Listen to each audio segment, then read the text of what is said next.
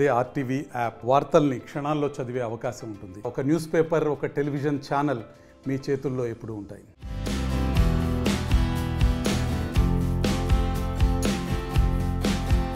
Bengaluru electronic city దగ్గరలో ఉన్న GR form హౌస్లో మే 19న రాత్రి జరిగిన ఒక రేవ్ పార్టీలో నటి హేమ పాల్గొన్నారు. అక్కడ హేమ డ్రగ్స్ తీసుకున్నట్లు ఆధారాలు ఉన్నాయని జైలుకు ఆమెని తరలించడం, ఆపై బెయిల్ ద్వారా విడుదల కావడం జరిగింది. కానీ తాను ఎలాంటి డ్రగ్స్ తీసుకోలేదని ఆమె పలుమార్లు క్లారిటీ ఇచ్చింది. ఈ వివాదం వల్ల ఆమెని మా సభ్యత్వం నుంచి తొలగించినట్లు మంచు విష్ణు ప్రకటించారు. తాజాగా హేమ ఒక లెటర్ రాసింది. మంచు విష్ణుతో పాటు మా వ్యవస్థాపకులు మెగాస్టార్ చిరంజీవికి కూడా పంపించారు.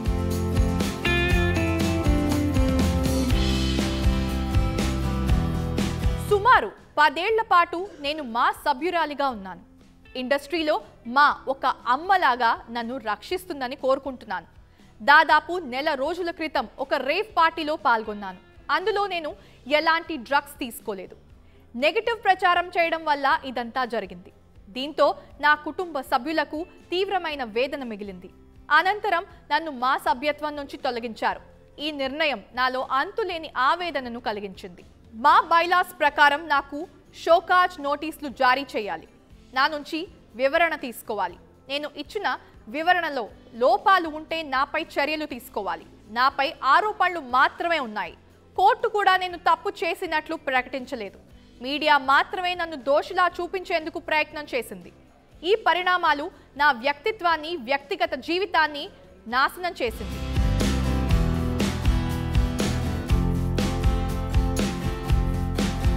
నాకు సంబంధం లేని విషయాలను నాకు అంటగట్టి నన్ను విలన్గా చిత్రీకరించే ప్రయత్నం చేశారు.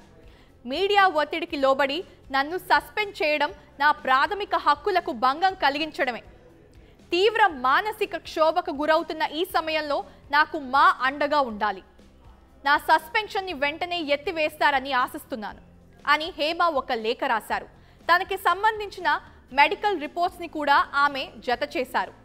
ఈ లేఖ విషయంలో మా అధ్యక్షుడు మంచు విష్ణు ఎలాంటి నిర్ణయం తీసుకుంటాడో తెలియాల్సి ఉంటుంది.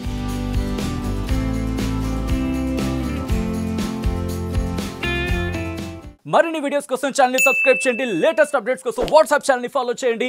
అండ్ లింక్ డిస్క్రిప్షన్ లో ఉంది.